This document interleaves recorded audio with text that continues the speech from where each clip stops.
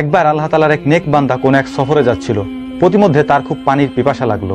এখনকার মতো তার তখন ছিল না যে যেখানে সেখানে পিপাসা মেটানোর জন্য পানি পাওয়া যাবে। তো অনেক খোঁজাখুঁজির পর সে একটি কূপের সন্ধান পেল এবং সেই কূপের কাছে গিয়ে পৌঁছলো।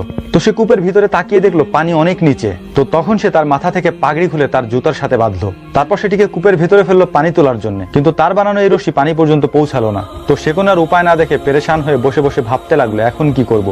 ঠিক সেই সময় একটি হরিণ দৌড়ে সেখানে আসলো। হরিণ এসে কূপের ভেতরে তাকিয়ে দেখলো পানি অনেক নিচে। তো হরিণ তো আর নিচে যেতে পারবে না, তো সে আকাশের দিকে তাকালো। হে পানির মালিক, বোবা প্রাণী আমি, আমাকে পানি পান করাও। তো তখন কূপের পানি ঢেউয়ের মতো উপরের দিকে উঠে আসতে লাগলো। হরিণটি পানি পান করলো, হরিণের সাথে সাথে ওই লোকটিও পানি পান করলো। পানি পান করার শেষে হরিণ যখন পিছনের দিকে ঘুরলো, সাথে সাথে পানি আবার নিচের দিকে চলে গেল। তখন লোকটি অবাক হয়ে ভাবতে লাগলো আমি মানুষ হয়ে আমার জন্য পানি উপরে আসলো না, হরিণের জন্য আসলো। ঠিক তখনই গায়েব থেকে আওয়াজ আসলো, তুমি রশির সাহায্য খুঁজতেছিলে আর হরিণ আমার কাছে সাহায্য